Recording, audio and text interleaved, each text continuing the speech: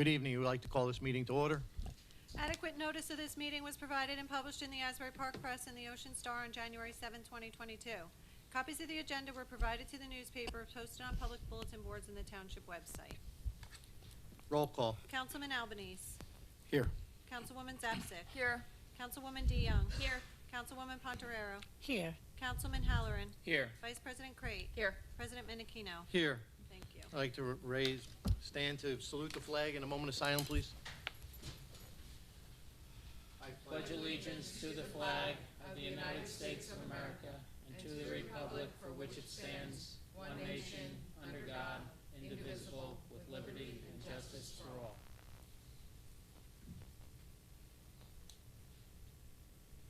Thank you.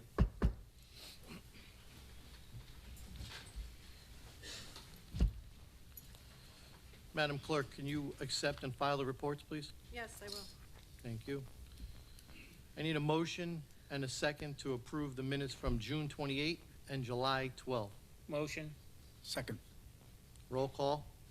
Councilman Albanese. Yes. Councilwoman Zapsik. Yes. Councilwoman DeYoung. Yes. Councilwoman Pontorero. Yes. Councilman Halloran. Yes. Vice President Crate. Yes to June 28th, abstain July 12th. President Menachino. Yes. At this time, I want to let everybody know that we're removing an ordinance of first reading entitled Adopting Chapter 257 and referring to the Public Safety Committee for further review. So if you see it on the agenda, it's being removed for further review. That's the intent of that, okay? Thank you. This brings us to our consent agenda. All matters listed under item consent agenda will be enacted by one motion in the form listed below. If discussion is desired on any item, this item will be removed from the consent agenda and will be considered separately. Thank you. Resolution 4-1. Authorize appointment of tax assessor. Mr. Mayor, please. Thank you, Council President. So this is some exciting news. This is, we're going to be authorizing tonight, hopefully the council will go along with it, the appointment of a brand new tax assessor here in town. Our former tax assessor, Michael Kingsbury, is retiring. So we are going to be appointing Jim Ryan as our next tax assessor here in the Township of Brick. Jim's right here in the back of the room, so congratulations. And Jim has worked in the tax assessor's office here in Brick Township since 2002, so it's a 20-year veteran, and he's been the quote-unquote, the number 2 guy in the office since 2016. So we're excited just to be able to promote from within with such a great and talented individual. He's very, very qualified, very experienced, and he's ready to take over as assessor, along with the retirement of Michael Kingsbury. And this resolution to appoint Jim will be effective as of August 1st, 2022. So congratulations to Jim Ryan. Thank you. Resolution 4-2.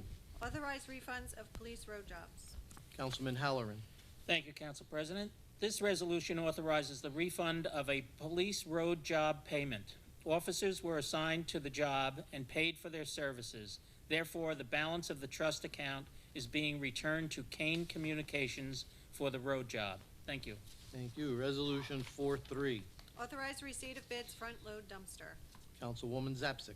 Thank you, Council President. This resolution authorizes the receipt of bids for front-load dumpsters as needed by the Department of Public Works. Thank you. Thank you. Resolution 4-4. Authorize receipt of bids Peterbilt parts, supplies, and repairs. This resolution authorizes the receipt of bids for Peterbilt parts, supplies, and repairs as needed by the Department of Public Works. Resolution 4-5. Authorize receipt of bids step parts, supplies, and repairs. Thank you. Councilwoman Crate. This resolution authorizes the receipt of bids for step parts, supplies, and repairs as needed by the Department of Public Works. Step equipment is needed by the Township's road crew for potholes and patching. Thank you. Thank you. Resolution 4-6. Authorize rebid for heating, ventilating, and air conditioning maintenance and repair services. Thank you. Councilwoman DeYoung. Thank you. This resolution authorizes the rebid for HVAC maintenance and repair services. The Township has gone out to bid twice for this contract with no responses. Therefore, we modified the bid to separate out Town Hall from the remainder of the properties to be serviced in the contract and are hopeful that will generate a response. The HVA system here at Town Hall is proprietary, and qualified bidders are very limited. Thank you. Resolution 4-7. Award contract under Stafford Co-op for purchase and delivery of rock salt. Councilman Albanese. Thank you, Council President. This resolution authorizes the award of contract for the purchase and delivery of rock salt to Atlantic Salt, Lowell, Massachusetts, in the amount not to exceed $300,000 per year for the duration of a 2-year contract. This contract is being awarded through the Stafford Township Cooperative Pricing System. Thank you. Resolution 4-8. Award contract for janitorial services. Councilman Halloran. Thank you, Council President. This resolution authorizes the award of contract for janitorial services to Best Cleaning Building Services, Inc., Ridgefield, New Jersey, in the amount of $130,000 per year for the duration of the 2-year contract. Bid notices were provided to 43 prospective bidders from our bidders list, and 17 picked up bid packages. 4 bids were received, with Best Cleaning Building Services being the lowest responsible bidder. Thank you. Thank you. Resolution 4-9. Authorize change order number 1, Police Department Special Operations Garage. Thank you. Councilwoman Pontarera. Thank you, Council President. This resolution authorizes a change order increase in the amount of $89,613.09 to the contract with Gavin General Contracting located in Lakewood, New Jersey for the Brick Township Police Department Special Operations Garage Project. This change order will allow for the installation of a magnetic ply movement exhaust system and other related work associated with the overall installation of the vehicle exhaust system. Thank you. Thank you. Resolution 4-10. Authorize closeout change order number 1, roadway surfacing South Lake Drive, West Lake Drive, Beth Avenue, Kelly Avenue, and Rose Avenue. Councilwoman Crate. This resolution authorizes a change order decrease and closeout in the amount of $3,719.64 to the contract with Earl Asphalt Company Farmingdale for the roadway resurfacing contract for South Lake Drive, West Lake Drive, Beth Avenue, Kelly Avenue, and Rose Avenue. This change order decrease is the result of final as-built quantities. Thank you. Thank you. Resolution 4-11. Award of contract Affordable Housing Administrative Agent, Homes Now, Inc. Councilwoman DeYoung. Thank you. This resolution authorizes the award of contract for affordable housing administrative agent to Homes Now, Inc. of Brick. As the township's affordable housing agent, Homes Now implements a program to provide affordable, low to moderate income housing units throughout Brick Township. The township planner is recommending the reappointment of Homes Now for this service, as they have been providing exemplary performance in the administration of the township's affordable housing plan. Thank you. Resolution 4-12. Authorize shared service agreement for sign shop services. Councilwoman Zapsik. Thank you, Council President. This resolution authorizes a shared service agreement with the Brick Township Board of Fire Commissioners for sign shop services. In this agreement, the fire commissioners will reimburse the township for salaries, parts, and materials. Thank you. Thank you. 4-13, please. Authorize placement of tax lien block 1170.01 lot 2. Councilman Albanese. Thank you, Council President. This resolution authorizes the placement of a tax lien in the amount of $375.06 for work done by township employees at block 1170.1 lot 2. Thank you. Resolution 4-14. Opposing New Jersey Alcoholic Beverage Control Special Conditions on Limited Brewery Licensees. Mr. Mayor, please. Thank you, Mr. President. As everybody may know, I'm the chair of the New Jersey League of Municipalities Liquor License Task Force for the state of New Jersey. Basically, the liquor licenses haven't been changed since right after Prohibition. That's when New Jersey instituted their overall liquor licenses. So they're very restrictive. As we all know, you can't go into a 7-Eleven or a Wawa to buy beer and wine like you can in other states. There's no beer and wine licenses, so like a simple pizza place or Surf Taco or Bubba Coos, you can't buy beer there. And it's just kind of old-fashioned. So the state's trying to revamp everything, and through the League of Municipalities, I'm one of the chairs. We're trying to do everything, trying to revamp the entire thing, starting from scratch. So right now it's based on population, but then you go to certain towns that were up north that were bigger places back then, and you can go and there's basically liquor licenses everywhere. Then everybody else is limited around the state down here in the south where we didn't have as many people back then, and nobody's grandfathered in. You have a certain number, and then that's it. So you have a new restaurant that wants to open a simple Italian place with like six like Salt and Buca, for example. They can't get a liquor license because it's not available, and if they tried to buy one, it's going to be $700,000. So we're trying to revamp the whole thing, including making those who have liquor licenses now whole. They're obviously, people put their whole, mortgages on their house, or, lived very, very, very simple lives while they try to pay off for the liquor license, because it's like having a mortgage. So that overall is trying to happen, and making people whole who have the liquor licenses so that they don't lose the value, or at least they regain it from, directly from the state. But this particular resolution deals with breweries. Breweries are somewhat new. They're fun places to go to. We're going to get one here in Brick finally at Icarus. Is going to be on Route 88, where the old Party Supply store used to be. So they did ask if we would be in favor of opposing some of the new rules that came out by the ABC. So this particular resolution opposes the New Jersey Division of Alcohol Beverage Control's limitations on brewery licenses. Under the license conditions, craft breweries are limited to on-site as well as off-site activities. So one of the things that Icarus does do is they go to off-site festivals and things like that. Now they're going to be limited in doing that. They're not going to be able to do it as often under these new regulations. They're also limited to only having 52 private parties. There's also restrictions on like the type of TV shows they can have on, or the type of music they're allowed to play. And also they're not allowed to sell coffee or non-alcoholic soft drinks or beverages, water and Gatorade and things like that. So this resolution is opposing that, but we're still looking overall to make, anybody with a liquor license, we're not trying to cut you out by having breweries, but we just want to have an overall place for people to enjoy themselves. So thank you. Thank you. Resolution 415. Authorize solicitation of bids, plenary retail distribution license. Thank you. Mr. Mayor. Thank you. Okay, this resolution authorizes the solicitation of bids for a plenary retail distribution license. This liquor license that is the subject of this resolution is the same exact liquor license that was previously authorized for Corrado's back in 2019, but was never issued. Because Corrado's never completed the background investigation process. They didn't complete their paperwork. They paid for the license, but they never went through the whole police paperwork part of it, saying who the employees are and that type of thing. And then therefore there's no background check, of course, either of who exactly was going to be responsible for the license. So those who may not know, I'm sure you probably know, Corrado's was supposed to go in the Laurel Square Shopping Center. It's not going to be opening for business. They were actually evicted. They didn't pay any rent, so they were $1.1 million behind in rent, plus another $300,000 in interest. And the court did evict them. The sign is down. The Brixmore, who owns that property, Laurel Square, which is where the Pathmark used to be, they are actively looking for another grocery store, food store. But this is basically taking care of the liquor license part of it.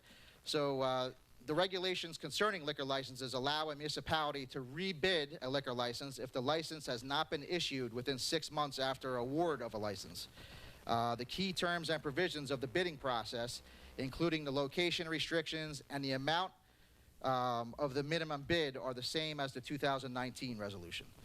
So it's the same exact liquor license. We're looking for somebody else to be able to own that license. Thank you. Thank you. Resolution 416. Authorize renewal of liquor license Quaker Steak and Lube inactive consumption. Thank you. Councilman Halloran. Thank you. This resolution authorizes the renewal of a liquor license to Quaker Steak. This is an inactive consumption renewal as approved by the state. Thank you. Thank you. Resolution 417. Authorize special events permit Scary Rotten Farms. This resolution authorizes a special event permit to Bury Fresh Farms to host a Scary Rotten Farm event on select nights in September and October of 2022 from dusk to 11 p.m. at the farm on Brick Boulevard. 418. 418A is a performance bond release for Block 322, lots 16.8 and 2901, a bond reduction in the amount of $88,318.99, and a cash performance bond in the amount of $9,820.22. Thank you. That brings us to the end of our consent agenda. Can I get a motion and a second? Motion. Second. Open to council. Seeing none. Open to public for questions on the resolutions only. Yes, Mr. Sluka.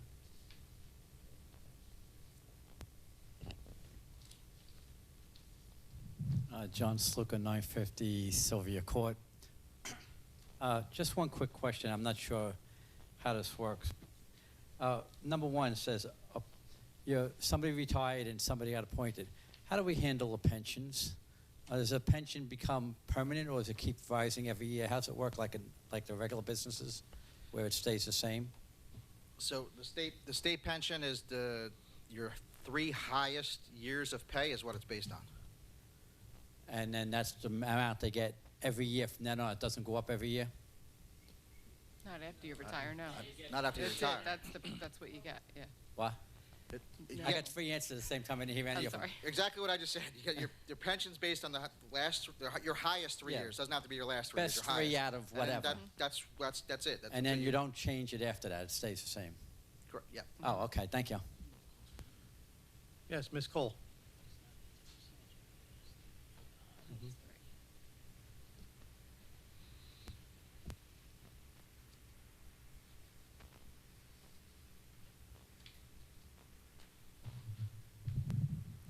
Nan Carl, 18 Greenbrier Boulevard, and I'm going to say at the outset that I realize that effectively my remarks will be rhetorical because you will have no intention of answering them, just as a consent agenda implies that you will not have a discussion on it because it has been discussed to death and you're ready to vote, which has never happened.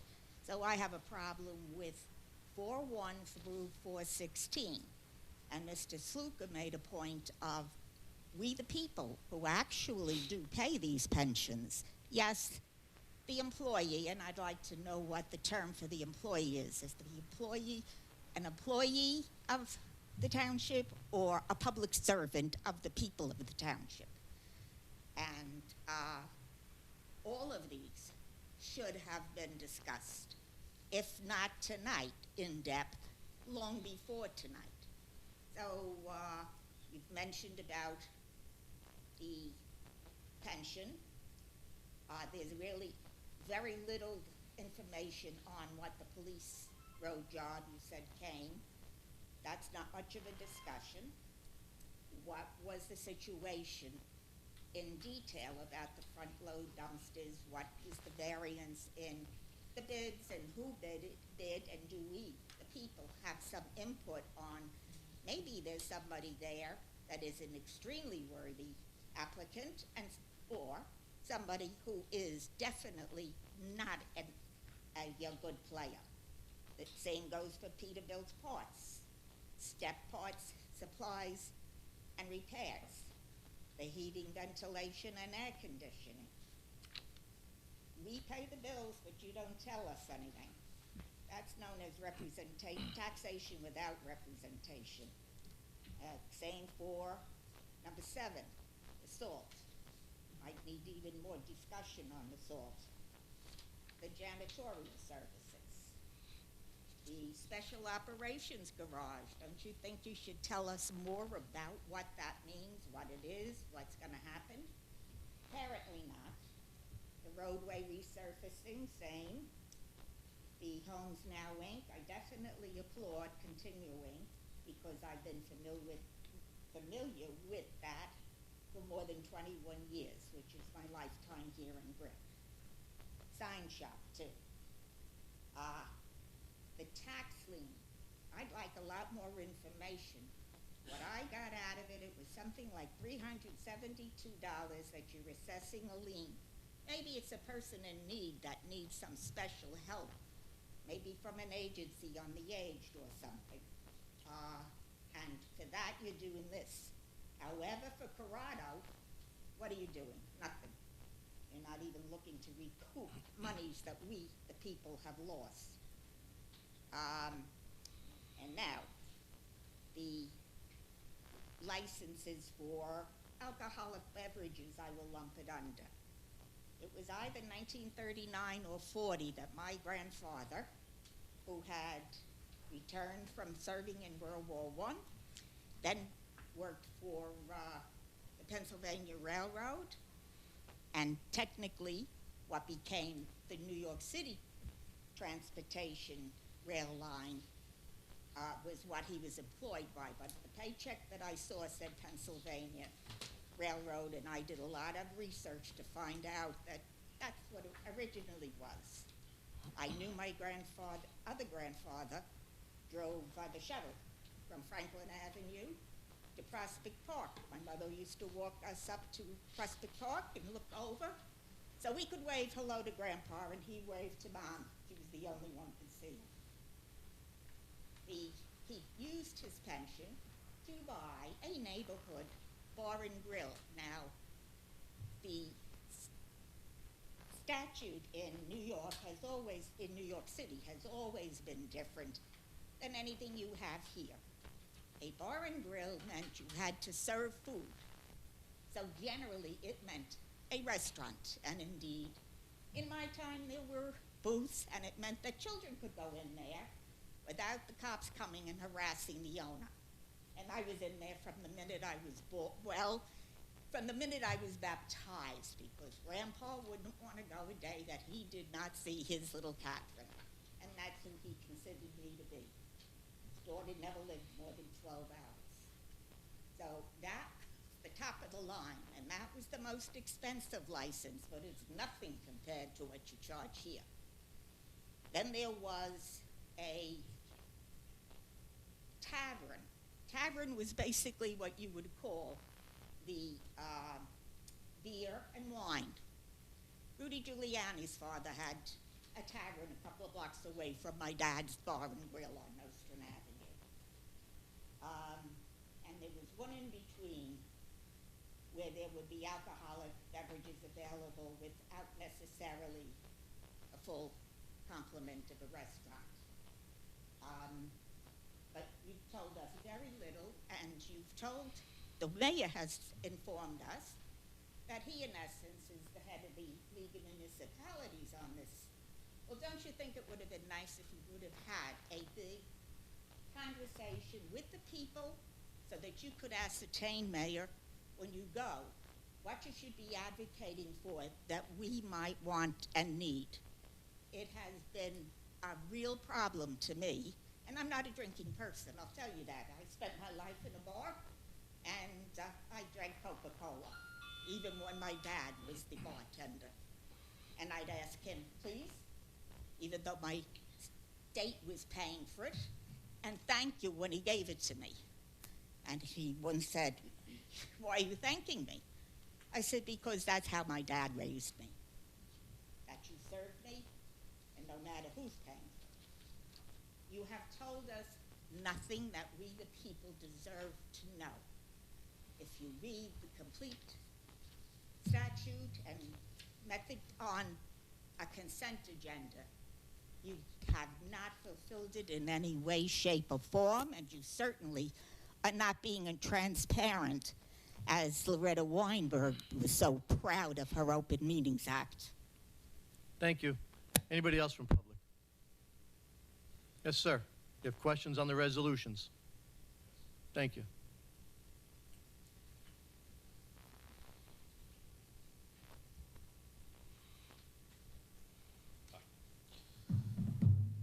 My name is Matt Venuto. I purchased your last liquor license, plenary retail consumption, number 15063300005. About resolution 413. This is a shock. I found out today on Facebook that we were going to hold this today. Ducey was in our body today. Other people come by, but no one's mentioned this to us. In fact, our owners called me today, wanted to know if I could go. Just listen. It's a concern. I have great respect for Eckers, what they do, that style of brew pub, but it is a different thing from what we do. You can't just give every pizzeria with 4 stools a liquor license. There's responsibility, liability, insurance, taxation. I spent 13 months waiting for this town to turn over a license to me. cost me a lot of money. I worked for free in the bar I'm in. I don't know what's going on with this resolution. I don't know the parameters of it, and I certainly don't know what you mean by making us whole. My wife and I live very, very close to what we need. We have a 7-year-old daughter, and we took on this responsibility, just like many other bar owners here in town, with good faith that this would be a building, a business that would be an institution and part of the community. And we do that. We do a lot of reach out. So I would ask that the mayor and this township reach out to the bar owners, speak to us. We are heavily invested in this town. So are our employees. We employ a lot of people. And to dilute that skill with everyone having a liquor license comes with other problems as well. So I would love to hear more about this before any other statute. Thank you. Yeah, I mean, this resolution is only dealing with the breweries. The overall, I was just giving an overall view of the liquor license that the state of New Jersey is trying to revamp. There's a Senator Scuteri, who's the brand new state senator. He wants to, you know, look at everything.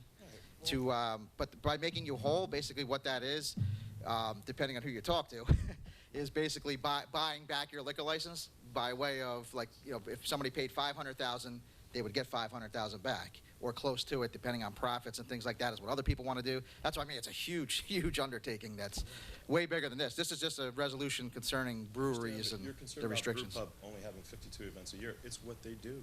They have to stay in their lane. They only bought a certain license. They only did a certain amount of work. They only develop a certain type of staff, a certain type of building. And that's by design, by the state. We take on an incredible burden. We take on an incredible amount of reliability, insurance. That's why we want to make you whole. Yeah, that's exactly it. That's not what it is. The work that we do every day does not have an intrinsic value to our liquor license. It's an effort that we put in every day. What Icarus does is great. They have a monopoly on their own product. They put their product in lots of other places. So you're telling me they're also going to produce their product and be able to sell it and sell the products I sell as well. I mean, it just doesn't seem that there's a lot of value there that's being returned to the original owner. That's definitely not allowed. They're allowed to have 52 parties a year by design. I could have gone out and gotten my liquor license, a brew pub license, 13 months ago and been more profitable. I mean, we all did the things we had to do. So I would love to hear more about what it is you want to endow a brew pub with, where I have food, I have other bars have food, and we have TVs, because we pay an exorbitant amount of money to Comcast. We pay great taxation for our staff. And it's at great cost. So sometimes we don't make a lot of money. Sometimes we do. Sometimes we don't make anything. But we do the work because you told us how to do the work. And now all of a sudden you're saying, well, what you're doing and the debt you're in or the work that you're doing, anyone can do it now. After we just went through all this work. That's not, I think you're probably a little confused. A little better then, doesn't it? So I was hoping maybe we could hear more about the parameters about what you want to give to brew pubs as opposed. No, this is not that. Okay. This is opposing the some ABC regulations. That's all it's doing. I just would love to hear more about this. We were all quite upset. We didn't hear anything about it. Yeah, you want to. Guy that could make it tonight because we all work in our bars. Yeah, you'd want to be. The state ABC is where you should be, and they'll let you know what the restrictions are. Sitting here, you did sound like a champion of allowing Icarus to do a lot more of what they want to do, while that's robbing the rest of the bars and industries you've already licensed to be here. So overall, again, it goes back to the. To oversaturate the market.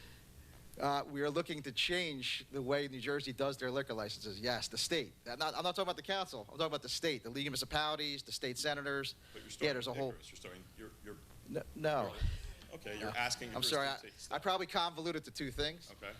Yeah, it's probably. Could you explain what it is you want to give to Icarus right now in this? Nothing. So support with the ABC regulations. Yes. Then if we could have a conversation at some point with some of the bar owners, we are all quite confused. As you can tell, I am as well. I just got here 15 minutes ago. That would be great. We have spent a lot of money in town. We are dedicating a lot of money to the town. Yeah, maybe I can get you on a task force with me. That would be helpful. Thanks very much. I appreciate you talking to us. Thank you. Anybody else from public? Questions on the resolutions? Seeing none, close public, roll call. Councilman Albanese. Yes. Councilwoman Zepsic. No on 414, yes to the rest. Councilwoman DeYoung. Yes. Councilwoman Ponderero. Yes. Councilman Halloran. Yes. Vice President Crete. I'm going to do no on 417 and yes to the rest.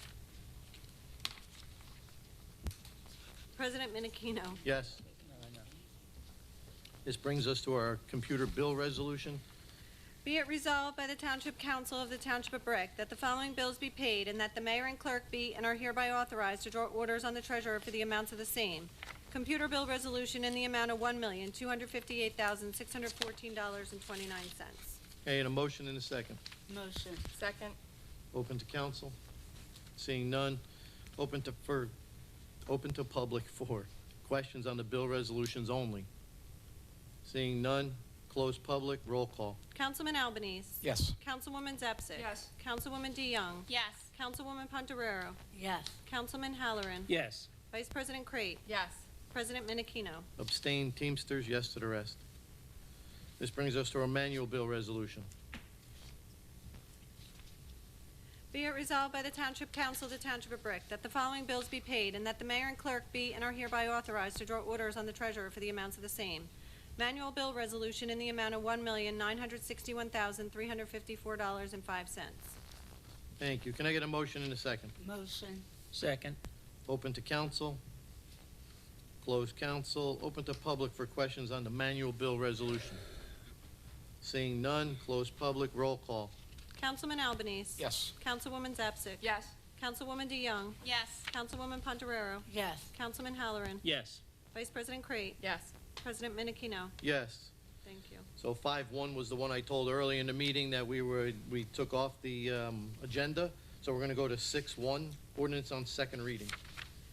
Ordinance of the Township of Brick, County of Ocean, State of New Jersey, amending and supplementing Chapter 245 entitled Land Use to permit craft cidery and meadery, craft distilleries, winery, tasting rooms, and instructional winemaking facility license holders as permitted uses in the Village Zone, the B2 General Business Zone, the B3 Highway Development Zone, and the M1 Light Industrial Zone. Thank you. Councilman Halloran. Thank you. The township's current brewery ordinance does not include approval for distilleries, craft cidery, or meadery, which tend to go hand in hand with brewery applications. Distillers, craft cidery, and meadery are not precluded, but it is not specifically stated as allowable. Therefore, the Council Land Use Committee is presenting this ordinance to allow those uses within the same zones where breweries are allowed. Thank you. Thank you. A motion and a second. Motion. Second. Second. Open to council. Seeing none, close council. Open to public, please. Seeing none, roll call. Councilman Albanese. Yes. Councilwoman Zepsic. Yes. Councilwoman DeYoung. Yes. Councilwoman Pontoriero. Yes. Councilman Halloran. Yes. Vice President Crate. Yes. President Menachino. Yes. 6-2. An ordinance of the Township of Brick, County of Ocean, State of New Jersey, amending Chapter 460 of the Township Code entitled Vehicles Operation of. Mr. Mayor. Thank you. This one came from the U.S. Fish and Wildlife. So they have a requirement that we have to submit the Township of Brick Beach Management Plan for the protection of federally and state-listed species. So originally, we submitted our plan, and the U.S. Fish and Wildlife came back to us and said, well, we want to make sure you get rid of eliminate the beach buggies totally, which our engineer, Alyssa Cummins, then discussed, I guess, with the Recreation Committee about that prospect, of which the Recreation Committee of the Council said, no way, we want to keep our beach buggy ordinance. And Alyssa basically had to figure out a way how we could keep it so that we were able to have our beach buggies. So the engineer basically came up with kind of an agreement. U.S. Fish and Wildlife actually moved off of us actually having to totally eliminate the program, which was awesome. So I want to thank Alyssa Cummins and all her hard work, because we're luckily able to still have it. But unfortunately, they made us limit it. So basically, they made a comment specifically towards the beach buggy ordinance, formerly known as Chapter 460, Vehicles Operation of. Fish and Wildlife had to have us amend our ordinance to reflect March 15th as the ending date, as opposed to it was previously April 30th. So it starts October 1st, which is consistent, but has to end on March 15th. We had to make some other concessions, which is to make assurances that there's no driving will occur in the plant protected strips until November 30th. We also have to put up fences, and we have to put up signage to let people know that these types of plants are out there. So we definitely, the township is going to follow through with all of their recommendations so that we don't have to shut down the program. So the township is amending the ordinance to indicate specifically how we plan to keep beach buggy vehicles out of plant protected strips, which is through the fencing, as well as notification. There's also going to be notification as part of the permit process, and we also have to actively enforce it. So we have to be active out there. The township is going to opt to do both the enforcement as well as the notification. And we have revised the permit process and are in the process of creating and installing the required signages throughout. Brick Police Department is going to ensure the enforcement of same. The ordinance amendment was reviewed and is being recommended by the Township's Recreation Committee so that we can continue to have our beach buggy program. Thanks. Thank you. Can I get a motion in a second? Motion. Second. Open to council. Closed council. Open to public. Yes, sir. Gentleman in the green shirt. Thank you, Council. My name's Jim Hutchinson. I've been a resident of Ocean County for most of my life, and my wife and I moved to Brick Township about 4 years ago now. The reasons for moving to Brick are varied. It's a great community, an outstanding neighborhood. The parks, we've mentioned some of the farmers market. There's so many great reasons to be in Brick. It's a terrific community in terms of safety. I can't thank the Brick Township Police Department enough for being friendly, and it's a wonderful town. But I think one of the primary reasons people move to Brick and what makes it such a great township is a certain libertarian point of view on this council and in this town. I'm not going to talk D's and R's, but I think this council and this township has always believed very strongly in individual liberties and as well as personal responsibilities that go along with that. That's why regarding this ordinance, I'm going to appeal to the council to suspend this vote at this time for a variety of reasons. I think this is gross overreach by the Department of Interior. As the mayor mentioned before, the Department of Interior has mentioned that they don't want beach driving. This is a precedent-setting decision that you folks are making tonight that is going to spiral down the coast, up and down the coast to other towns. The reason I look at this and why it really kind of sticks in my craw a bit is because I wonder if it is the very nature of the conservative leanings of this township. And also we're in a very unusual state in terms of the midterm elections and the redistricting. We have a Congressman, Kim, who is running for election to the west end of this state and not in the township of Brick anymore. We are going to be looking at an election that's going to be won in November between Chris Smith and the Democratic challenger. One of those folks will be a member of our congressional district. I'm going to point out that not just the Department of Interior, but the Department of Commerce right now is looking to turn conceivably the Hudson Canyon fishery into a petting zoo. Also recently, the Department of Commerce under the Biden administration tried to shut down our recreational porgy fishery. It remained open because governors along the mid-Atlantic coast and the northeast coast, primarily Democrats, got on board with a letter-writing campaign to the Commerce Department and said, don't do this. Governor Murphy begrudgingly added his signature to that, and the Commerce Department said, we're going to keep the porgy fishery open. It's my understanding that Governor Murphy himself would like to see the beach restrictions amplified to having no buggy permits. So what we have is the Department of Interior coming in and saying, this is your compromise position. The governor saying, get rid of all the buggies, and that leaves the onus now on you. And I would encourage you not to do this. What you're going to hear, I'm sure, from a few folks in this room, folks will tell you that Brick Township is not unique in terms of this endangered plant species. It exists all along the coast. It's my understanding that it has existed at Island Beach State Park, and with the part of the ordinance that you talked about with signage and personal responsibilities, buggies operate on Island Beach 365 days a year without coming in contact with this rare plant. I don't understand why the Department of Interior and the Murphy administration is trying to set up a test case where we remove 45 days of access rights to our beaches.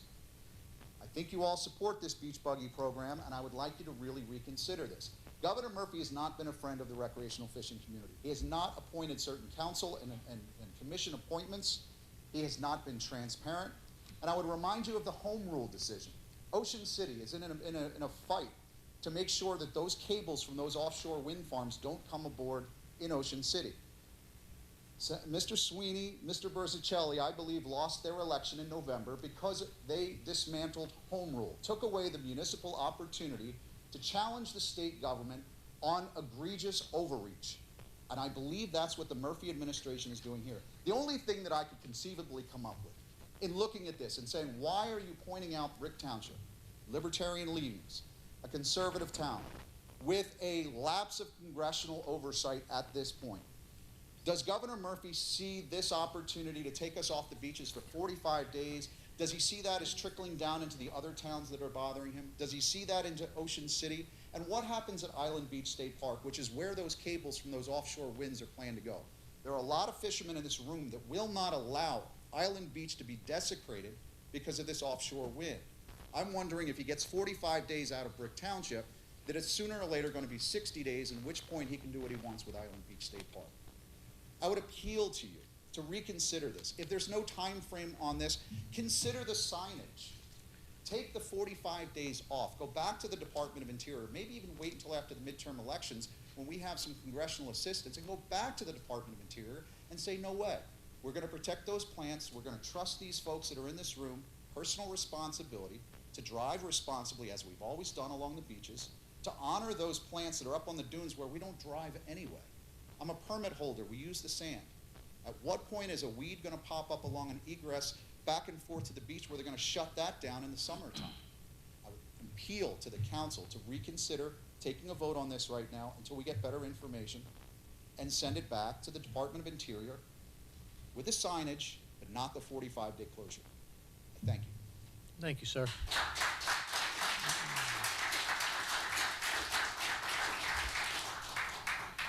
Yes, sir.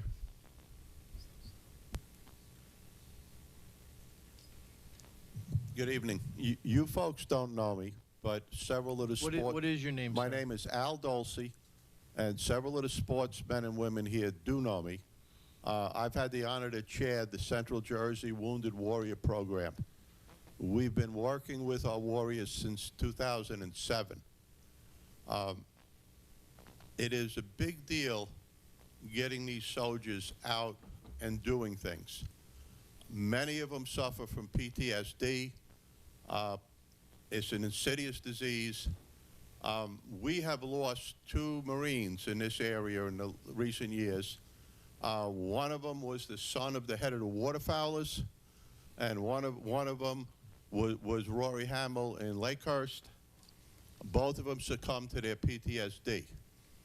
The sportsmen and women in this state have done an excellent job working on behalf of our soldiers, whether they're taking them out deer hunting, taking them out turkey hunting, pheasant hunting, duck hunting, fishing, and among those groups is the beach buggy. They take the people out on the beach and they take them for the surf fishing. Some of these soldiers may not like going out on party boats out into the ocean and getting seasick and throwing up. And they may not also be ambulatory where they can go down to the beach themselves to fish.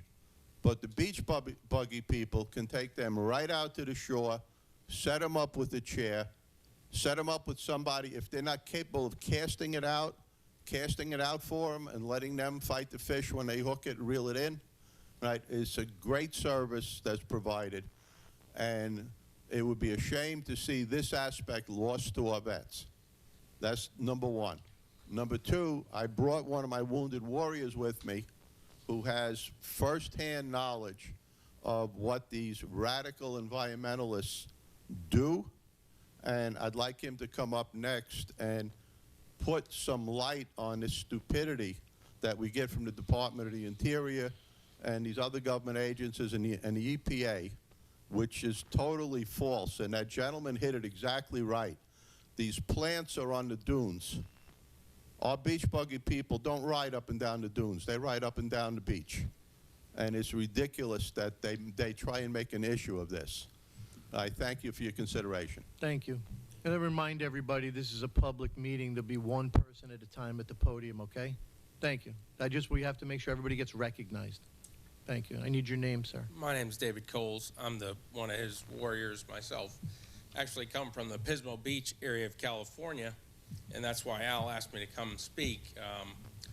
I don't know if any of you have been out there, but they have a big dunes area that, excuse me, the environmentalists have tried and shut down for years. There's been all kinds of, they've used the state to try to shut it down and everything else, saying that there was an air quality issue. Now, I know we're not dealing with an air quality issue here, but they will use any reason to shut down public access to use public lands, what I've seen all my life.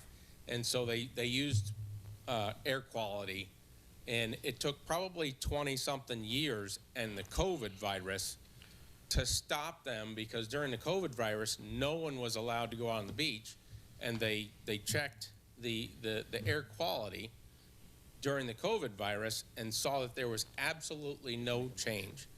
And what I'm getting at is it's the same thing, whether it's spotted owl or whatever. I was up in Washington when we dealt with that.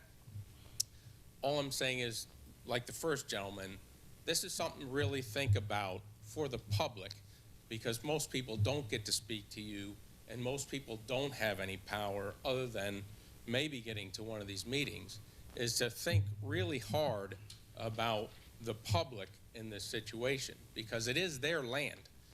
I've never met a hunter or a fisher that trashes the area that they do their sport in. I've just never seen that. They are the most conservative people for those environments. Same thing with, I mean, it was the dune buggies out there. Why would they ruin their own playground? And they didn't. They were just out there. So that's all I got to say. Hope I was coherent. Thank you. Thank you, and thank you for your service.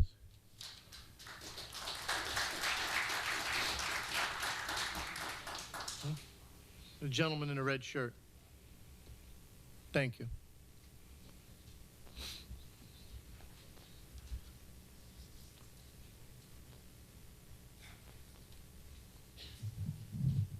Good evening. My name is Bob D. Leonard. I'm a resident of Howell Township.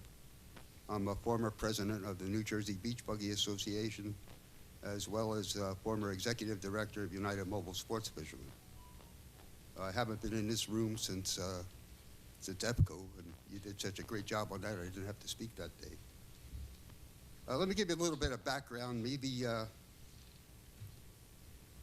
by the way, everything Jim Hutchinson said, if you want to write that I said that too, you can put that down. I'm going to give you a little background on this plant we're talking about. It's called a sea beach amaranth.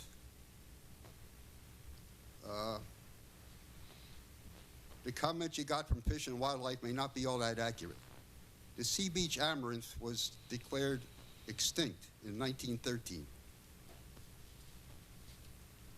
It was reintroduced on the beach in 2000, 87 years later, by a beach replenishment project. Either it was out in the ocean dormant seeds or it was in the sand dormant seeds. Anyway, it was a man-made event that reintroduced a formerly extinct plant. By Fish and Wildlife's own definition, this plant is not endangered, nor is it threatened. It is exotic. It's a big difference.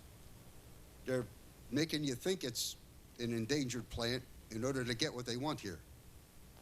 As a government bureaucracy, their only job is to create their next job, and that's what they're trying to do here.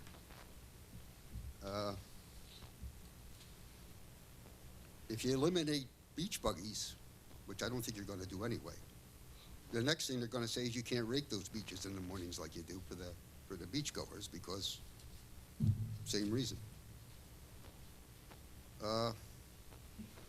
As far as these, and that's my thing about the sea beach amaranth. I think, and when you fence it, you don't have to fence it up. You could do a string fence too. You don't have to put a snow fence or any kind of hard fence. You can put light poles up there and string fence it with your signs on it. As mentioned, they do not grow on the beach where we drive. They grow right on the dune where it slopes. They can be planted. They're not. They can be grown in a nursery and planted on the beach too, like we do with the beach grass. The rest of this, I wish you'd have got a hold of us before you wrote this, because there's some safety violations in your ordinance. In case you're not. A tow chain. You don't want a tow chain. You want a tow strap. Tow chains are incredibly dangerous. 25 feet, so, 20 to 30 feet would be fine, but you want a strap. You don't want any metal when you're pulling, because if you've ever seen a tow chain give way, it's a deadly object. I just think you should eliminate that. Limiting the number of vehicles. You're limiting the number of permits purchased to 125. It's arbitrary, or why? And where'd you come up with the number?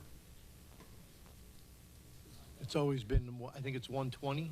It's always been 125. Yeah. Well, how many people do you expect on the beach at one time? All 125 is not going to show up. So let me nip this in the butt. How many people here for this? All right. So this is how we do things here. Okay. We appreciate the fact that you folks are all here, and we hear you. Instead of everybody getting up and wasting everybody's time and hear the same thing over and over again, I'm going to make a motion to suspend this until we have further review. I was going to suggest this. I was fine. Yeah, that's my job. Please do But that. thank you. So listen. I'll second. So again, I want to make a motion to suspend this until we have a further review, and we appreciate everybody coming out. We appreciate your service, and I need a second to Council that. President, can I just, Sure. I need to clarify just what you're Okay. saying. There's a motion to suspend and a motion to table. Suspend, really, what it does is it withdraws it. Table is you can hold it. And I only raise it because I know there's an October 1st date in here that is of some concern. I would suggest you want a motion to table it. You then have another meeting or two to consider whether move forward or not, rather than suspending it. That's why you're the lawyer. So yes, we're going to table it. And again, I appreciate everybody That's coming. fine. And, I would like to meet with your beach people and maybe, see, I teach a beach driving class. It's a pretty informative class for beach buggy. It's not like driving in the snow. You probably know that. I would like to get, with your committee and maybe get a little bit better rules out here than. So before you leave, if you can you give the clerk your phone number and Sure. address, and somebody will reach out to you. Right, thank you, and I appreciate your attention. Thank you. Yeah, so we're going to officially table that matter, okay? Yeah. I'm making a motion to table it. I need a second. Second. Yes, second. Hold on, you have to come up with. Listen, sir, again, this is a public hearing. You need to come up here by the podium. That's okay, thank you. You're not taking my time. This is why we're here. First, wait a minute. You have to get to the microphone first.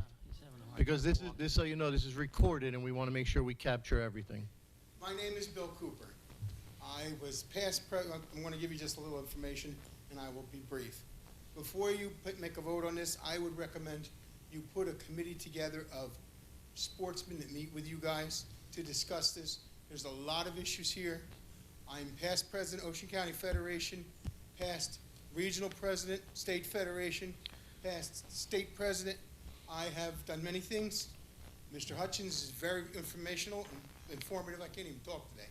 I just got out of the hospital, and I want to say, if you close those beaches, I've spent 30 years. Yeah. Nobody's closing the beaches. It wasn't, I know, I it was a understand. 45-day thing. We understand.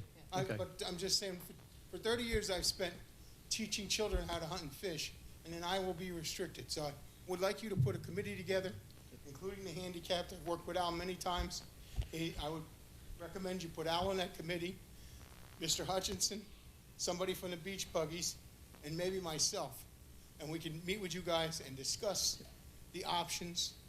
I do work for U.S. Fish and Wildlife part-time. I've done some things. I would love to help you. Again, thank you very much. You all have a great night. Thank you. I like the idea of a committee. It'd be awesome, but we need the committee to go to U.S. Fish and Wildlife. You don't need to convince us. We're not the Yeah. ones. Yeah. U.S. Fish and Wildlife is where we need citizens' support to say, because it's an all or nothing thing. It's a, Yeah, you know, it's if- with if we October don't- 1st is coming All up right. soon. If there's no molding of it, there's no beach buggies, and there's going to be no beach replenishment and all these other different aspects. So you got to get to U.S. Fish and Wildlife, everybody who's got an interest in this for sure, because that's who you need to change so that they can expand this back, give us back those 5 weeks that we're concerned about. That's what we're all talking about, 5 weeks. That's what we need. If you need those 5 weeks, we need U.S. Fish and Wildlife to give us those 5 weeks. Thank you for everybody that showed up. So that is tabled. That is closed. I'm going to take a roll call. Roll call? No, wait. No, wait. we tabled it. Do I need a roll Okay, call for that? table it, table it. Yeah, we need a roll call. Councilman Albanese. Yes. Councilwoman Zepsic. Yes. Councilwoman DeYoung. Yes. Councilwoman Pontorero. Yes. Councilman Halloran. Yes. Vice President Crate. Yes. President Minikino. Yes. 6-3. An ordinance of the Township of Brick, County of Ocean, State of New Jersey, authorizing the acceptance of the donation of property known as Block 380.26, Lot 1, for no consideration. Thank you, folks.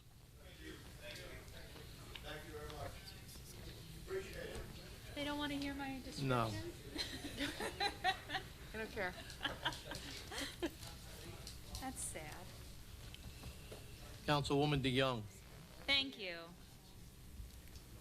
He's back. A resident contacted the town proposing the donation of Block 380.26, Lot 1 on Brick Boulevard that is located off the Pavilion Adult Communities Main Street, Molly Lane. This property has NJDEP mapped wetlands and abuts another Toms River lot with wetlands. This Brick Boulevard lot is the only access to the Toms River lot. Acceptance of the Brick Boulevard lot would make the other Toms River parcel landlocked. The Toms River parcel is owned by the same owners and is in the process of being donated to Toms River. The Township's Land Use Committee reviewed this and is recommending the donation be accepted.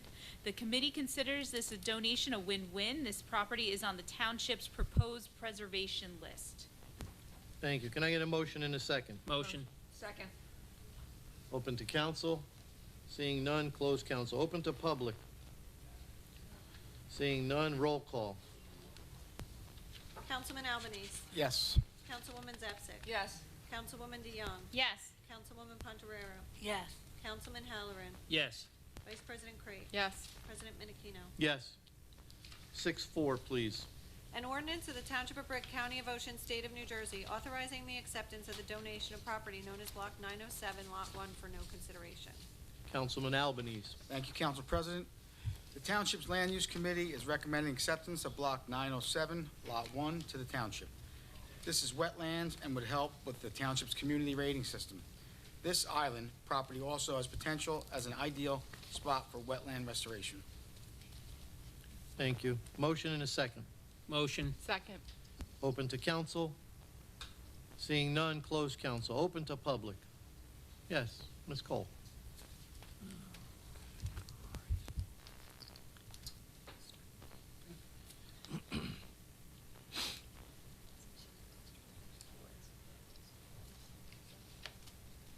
Man Call, 18 Greenbrier Boulevard. As I've said many, many times, block and lot mean nothing to us, the people of the township who are in charge. Not the president, not the council. We, the people, are supposed to be self-governing. It means nothing.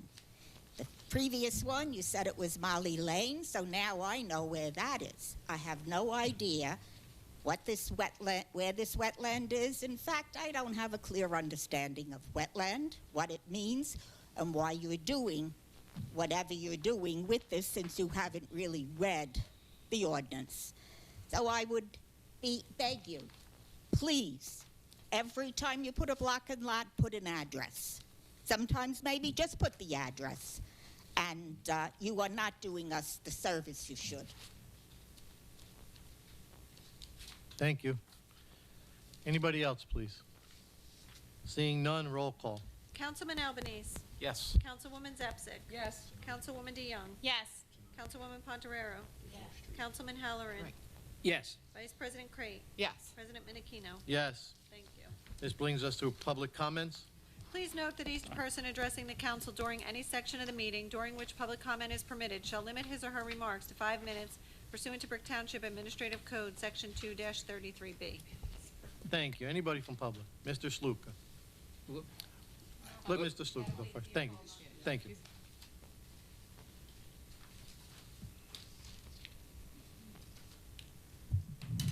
You know, I'm going to read my letters, so. Dated July 22nd, dear Mayor Ducey, Council President, John Sluka, 950 Sylvia Court. Vincent Menachino, all Brick councilmen and councilwomen, and anybody else that's willing to listen. 14 feet high pollution, noise, and safety walls along the side of the Garden State Parkway are needed in Evergreen Woods, Briar Mills, Primrose Garden, Greenbrier, Town Hall, Brick High School, Birchwood, and other areas in Brick Township. Replanting of the brush and trees that were destroyed foolishly and illegally by the New Jersey Turnpike Authority Commissioners on our Garden State Parkway are a necessity to restore some of the health and the well-being of Brick citizens. Of course, this is not a cure-all for all the destruction caused by the New Jersey Turnpike Authority Commissioners, but it should curtail some of the ill effects brought about by the New Jersey Turnpike Authority Commissioners from the deadly destruction of the environment surrounding the Garden State Parkway. The residents of Evergreen Woods, Sutton Village, Greenbrier, Birchwood, Primrose Garden, and workers and students of the Town Hall, Brick High, Lanes Mill School, and various other streets surrounding Garden State Parkway are at risk to the early onset of COPD, heart attacks, asthma, autism, and elder ailments. If you work or live in the areas around the Garden State Parkway's pollution, such as Town Hall and the library, you're at risk. Thousands of studies prove that the ill effects of those tiny particulates being sent through the airways to your lungs from the Garden State Parkway may very well cause a bedridden life and premature deaths. With increased risk of autism, asthma, COPD, cancer, and premature death, can anyone just sit on their hands and be quiet? Shouldn't the council members stand up for the citizens who are impacted by the toxins from the Garden State Parkway? The governor, the council members, and the mayor fought for the responsibility to protect the citizens and lead the community against powerful swamp creatures that entrench themselves into citizen-paid positions in the bureaucracy. So all should be heard from. Every member of our government needs to stand up and speak out against those who harm our residents. Studies of air pollution have proven over and over again that the toxins from high-volume traffic areas damage our citizens. There shouldn't be one letter once a year or one study every 3 or 4 years. It should be much more. An ongoing course of action should be taken immediately. It has been over 10 years since the New Jersey Turnpike Authority Commissioners began their assault on the citizens of Brick, and very little has been done to protect the people. The hidden dangers, as detailed in thousands of air pollution studies, and the toxins forced into the lungs of children and seniors are not visible, but they're deadly. Every meeting of the council, every radio talk show, every newspaper article, and every gathering should be an opportunity for our elected officials to show their support for the citizens who are impacted daily by the deadly assault of the New Jersey Turnpike Authority Commissioners.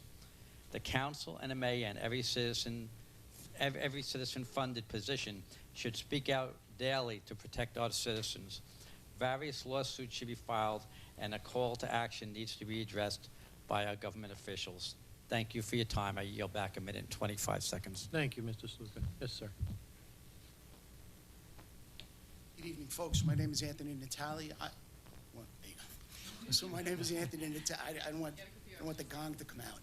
Anthony Natali. I live at 14 Davos Road. I'm here tonight to talk to you about a public safety issue.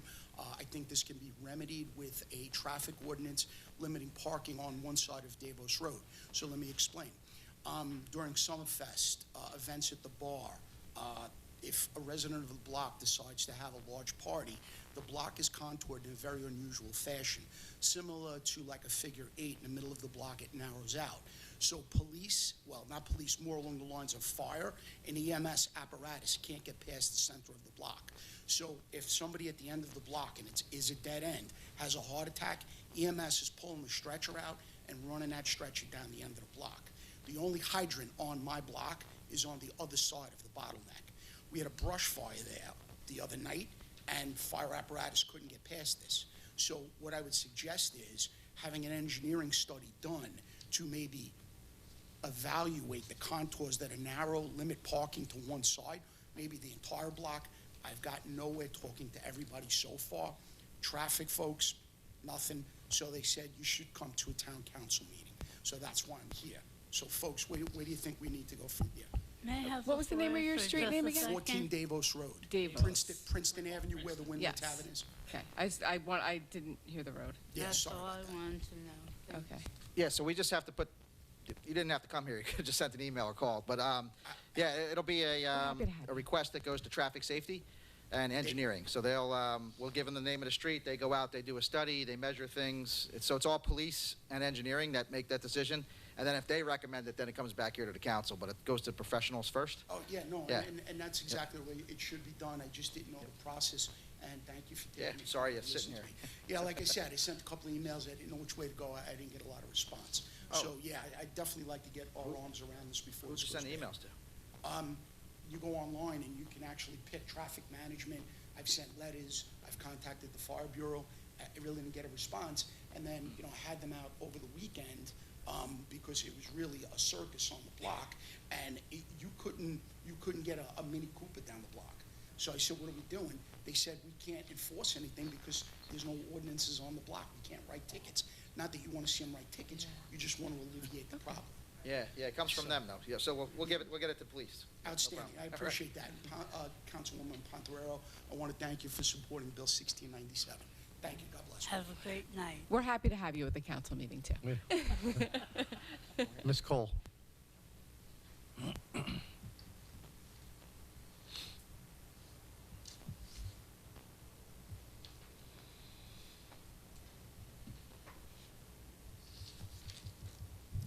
Nan Carl, 18 Greenbrier Boulevard. What you've witnessed here, let's see, in reverse order, the last speaker is where one group passes the buck and tells him to go somewhere else. He comes to the somewhere else, which is here, and basically is told, go back to the people you started with. That's not what happened. I said, I'm going to do it. I'm sorry. What do you mean you're sorry? It's my perception, and if you don't know it, my perception is my reality. Okay. And not yours to argue with, which you're using my time to do.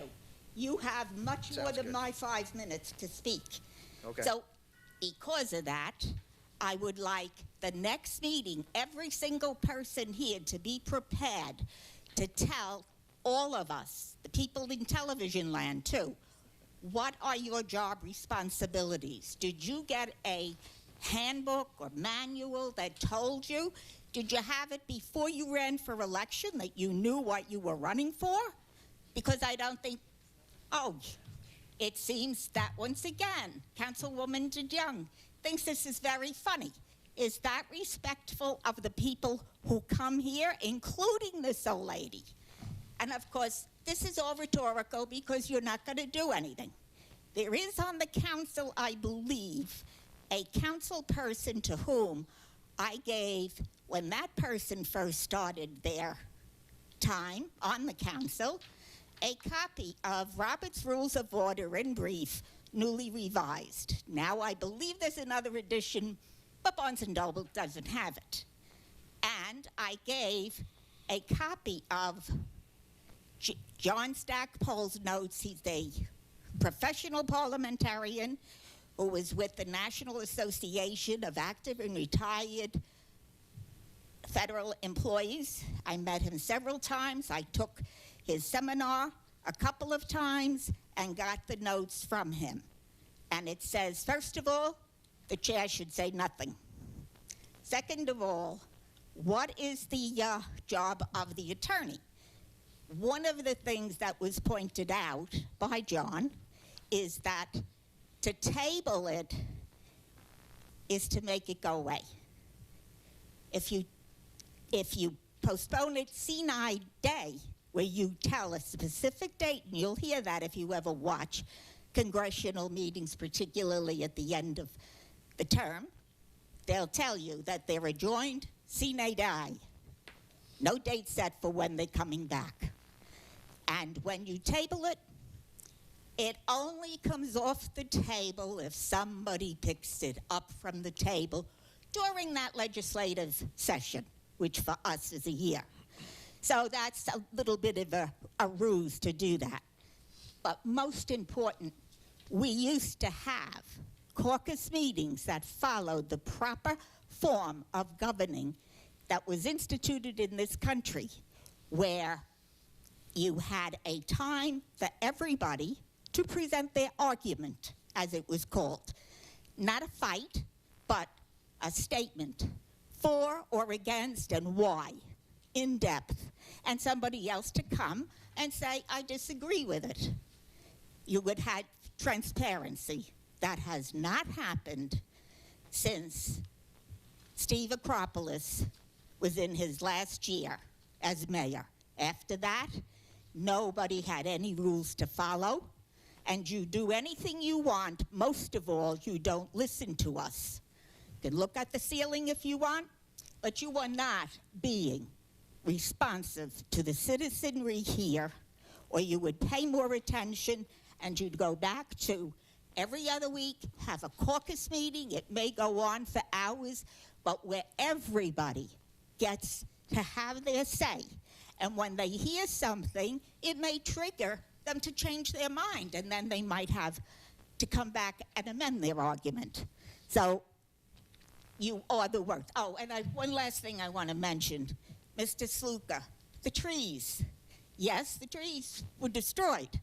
And then we were given trees. And I research things. That's what I've always done. Long before President Reagan said, trust but verify, I was doing that. Only I used to say, I'm from Missouri, show me. I even would look up what my father told me, and I adored that man. He was very smart. And the trees, I came across something and found out they're meant to go on the medians between the rows of traffic in order to block the lights of the oncoming in the two-way traffic. Here, it's your life in your hands if you get in a car or if you try to walk. Thank you. Anybody else? Yes, sir.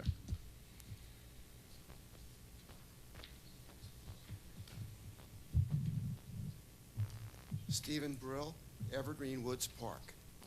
Would you like to have a win-win situation and mitigate negative comments regarding the need for a sound barrier for Evergreen Woods Park? Here are some interesting numbers. A 12-foot tall vinyl privacy fence along the Garden State Parkway boundary line with Evergreen Woods Park would add about $27,330,000 to Evergreen Woods Park property values. I base this on 13.64% increase in property values of homes with a sound barrier from a study performed by Texas Tech. That increase in property values of $27,330,000 will be taxed at 2.37 per hundred, generating $647,761 in additional tax revenue. A 5-foot-long vinyl privacy fence would cost materials and installation approximately $120 per linear foot for a total cost of $600,000. Of course, you would have to apportion this to the various agencies, but over 3 years, the municipal portion should pay for the cost of the fence. The estimated lifespan of the fence should be about 10 or more years. The additional tax revenue would not stop. The Evergreen Woods Park condominium owners would also benefit by their properties increasing in value. Of course, you would have to perform your due diligence regarding everything I've stated. I will leave it up to the council and mayor's office to move expeditiously. I have documentation which I can give. Thank you, sir. Yes, the gentleman in the red shirt.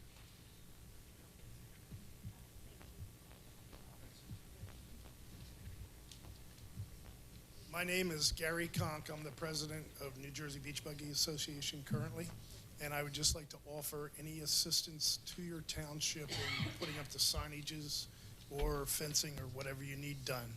just contact us and I'll get volunteers together to help you. Thank you. Big. Yes, sir, and guy with the nice head. We go to the same barber. My name is George Brown. I am the chair of Public Access for the Berkeley Striper Club. I've been the chair for the Jersey Coast Anglers Association. I'm also a member of the Beach Buggy Association. I just want to thank you for tabling the ordinance and giving anglers the opportunity to have input on this, because I think there's a performance-based solution here as opposed to a very prescriptive solution that Fish and Wildlife is asking you for. And I just want to make an offer. Myself, along with about 10 other people, volunteer every Friday morning during the summer to run a basic surf fishing class at Island Beach State Park. If any of you want to understand the addiction we have, I'd welcome you. Ms. Bergen has my email address and my phone number. If you want to take the time to take one of the classes for 4 hours, it's not about the fish. It's about the people you're out there on the beach with. So, again, thank you very much. What's the day and time of that class? Do you do it every week? I'm sorry, we do it every Friday. Yeah, I have hearing aids and I can't always hear. It's not your fault. It's my mouth. And I just want to know when and where. It's 8 o'clock in the morning to noon. It is at the Nature Center at Island Beach State Park, so give yourself about 15 extra minutes to get down to the Nature Center. Anybody from age 10 up is allowed to be in the class. It's a whopping $10 a person, and that's just to make sure people show up. But it's a great morning on the beach, a lot of good instructors. People said to me, you know, well, you're an expert. I said, no, I'm not an expert. You know, I'm surrounded by a lot of good people. But it is it's one of the best received programs through the Nature Center. If you want to sign up, just look up Nature Center Programs, Island Beach State Park. Do you actually rent tackle, or is it BYO? We have everything there. All you have to do is show up, have a saltwater registry, which is free, and we will teach you to tie knots. We'll talk about fish biology and safety, and by 9 o'clock, we like to be on the beach and begin fishing.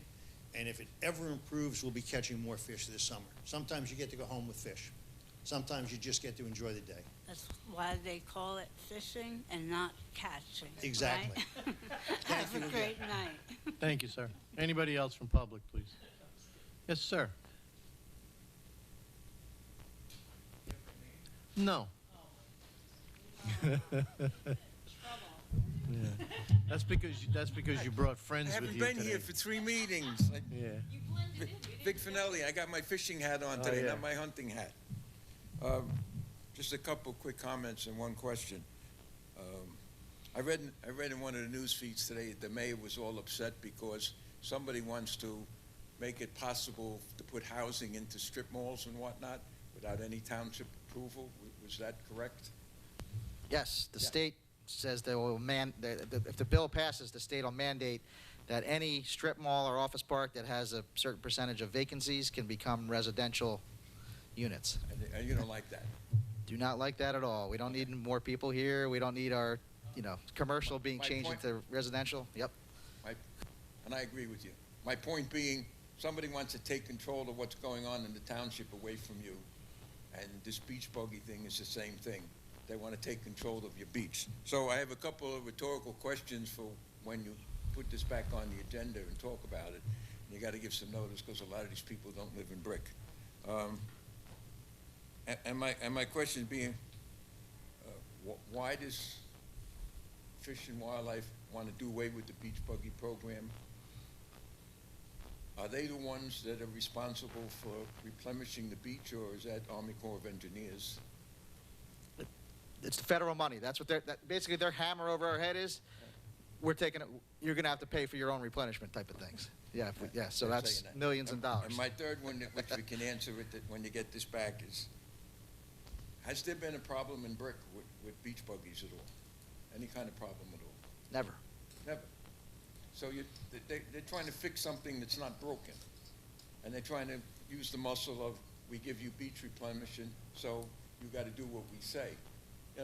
And that's just going to continue and continue and continue, and it's going to keep getting worse. Just like, the governor saying no more bear hunting. Well, now we got bears running across the lawn in Georgia Court University. those people shouldn't be letting those things, let the town run, let you run, I trust you, most of the time. Thank you. Okay, and one last thing. I read in the papers today that they're finally gonna start building Camp Osborne, right? Now, it's been 10 years? Yeah. Can anybody give me an idea of why it took 10 years? I try to figure out the revenue that you lost in taxes and everything else, but what was the big holdup there? Was it municipalities, insurance companies, or the people couldn't agree upon what kind of houses they wanted? That was it. That was it? Yeah, they couldn't agree. It was, so it was people who had the houses for generations who couldn't afford what they want to build. There wasn't enough room because of regulations to have everybody have something. And they met in this room, if you knew anybody who lives out there, they met in this room so many times. Like, I'd come in here on a Saturday morning, 11 o'clock. I'm like, who's in the courtroom? I go in, there's 90 people arguing over what to build there, like for years. They'd be in this room.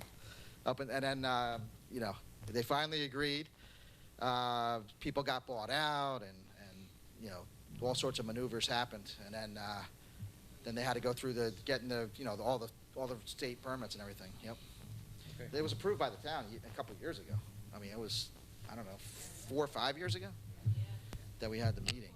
And wasn't there one person that sued and kept the thing going a long time, too? That's true. One house sued the whole development and held it up for years. So besides the Ocean Camp Osborne, there's the median Camp Osborne. They've been back, and that one house, but everything else was just held up. They have to pave streets. They got to raise their houses. There's all sorts of things. Yeah. I guess we'll be glad to start getting the revenue when those houses go up, right? Because right now, those people are only getting taxed on the value of the property, or how does that work? Yes, the value of the property. Yeah, it's an association value of the property. Yep. And they're very small lots. Well, it's one big lot. It's one big giant lot. That's part of the problem. I also would volunteer if you need somebody to work out with the beach buggy thing. I'm very close friends with the president of the Beach Buggy Association. He lives in New Egypt. I live right here, so I can jump around if you want. And you have my phone number. And I wasn't so much trouble today, was I? Thank you. And thank you for reconsidering. It's nice to see at least we'll take another look at it. Yes. All right. Thank you. Yes. Yes.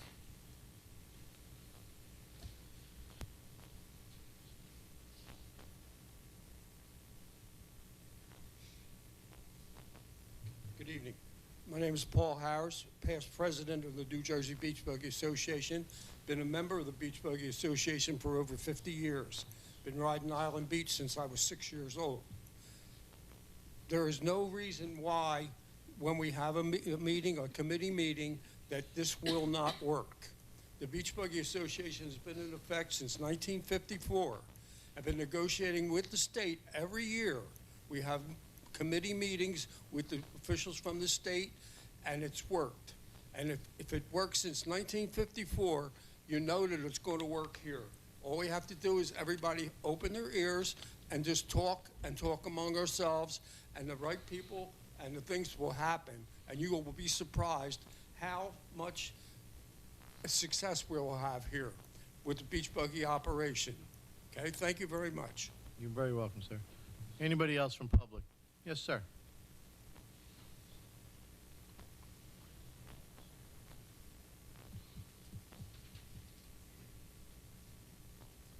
My name is Dominic Tanzi. I'm a Howell Township member. And one more thing about this. I believe you said earlier 120 permits are issued each year, or each season for beach buggy? 125. Do you believe that it's, I don't know what Lavalette is allowing, but if brick is the lowest number-wise, do you think that's why they're being picked on, to start at a lower number and then work their way up? That's just a question I have. I don't know what Lavalette allows. I don't. But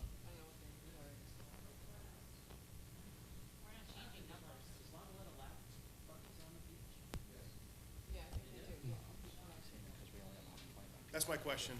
Thank you for your time, and thank you for tabling and give us a chance. Thank you, sir. Anybody else from public?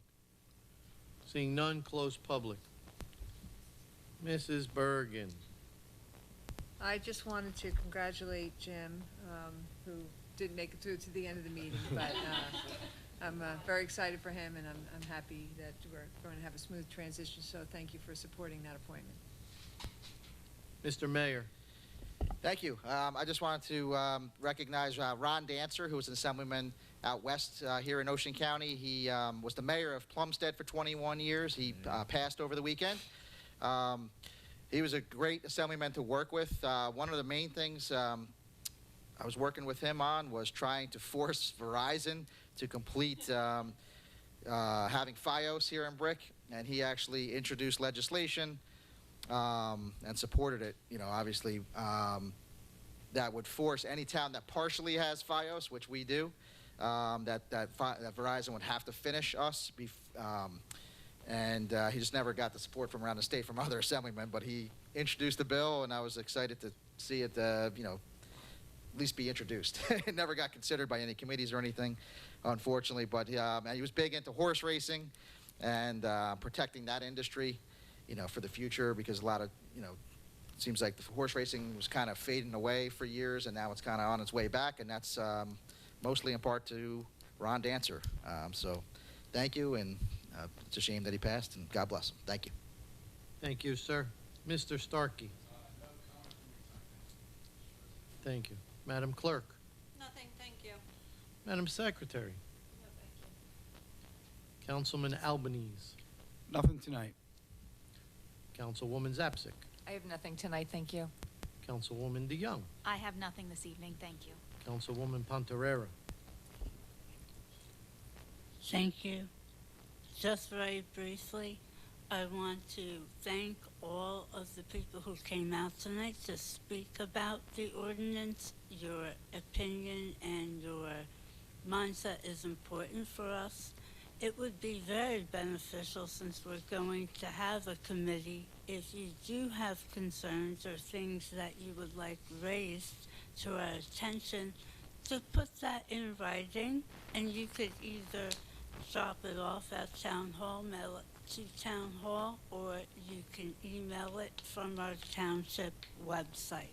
So again, if you have something that you think is important for us to know, reduce it to a writing, and we certainly would consider it during the advisory committee meetings. Thank you. Thank you. Councilman Halloran. Nothing tonight, thank you. Council Vice President Crate. I have nothing. All right. For me, it was a good meeting. The next meeting will be Tuesday, August 9th, 7 p.m. here. Can I get a motion to adjourn? Motion. Second. Thank you. Motion. All in favor? Aye. I get it.